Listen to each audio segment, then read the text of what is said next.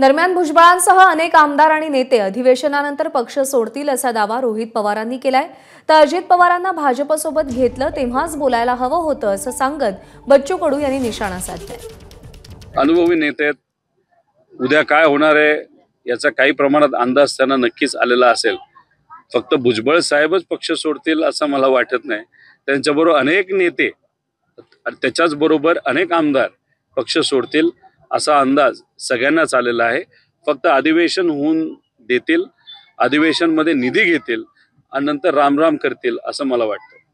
आता जेव्हा रिझल्ट आल्यानंतर जेव्हा ते बोलतात तर याचा अर्थ RSS सारख्या संघटनेनं आकडेवारीवर बोलणं हे फार चुकीचं ठरेल। त्यांनी परिणामावर बोलायला पाहिजे होतं, पण ते आकडेवारीवर बोलतं याचं खरं तर दुःख वाटतं। अजित पवारवर खापर फोडणं योग्य आहे का? वाटतं ते कोणी कोणावर खापर फोडत असेल हा नंतरचा भाग आहे, पण आखरी ते राजकीय घडामोडी आहे।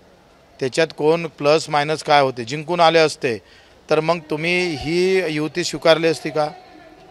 एका इकडे नैतिकतेवर बोलायचं, विचारधारेवर बोलायचं आणि दुसऱ्या इकडे आकडे सांगून पुन्हा आरोप करायचं, तर हे चुकीचं ठरेल। ABP माझा, उघडा डोळे बघा नीट।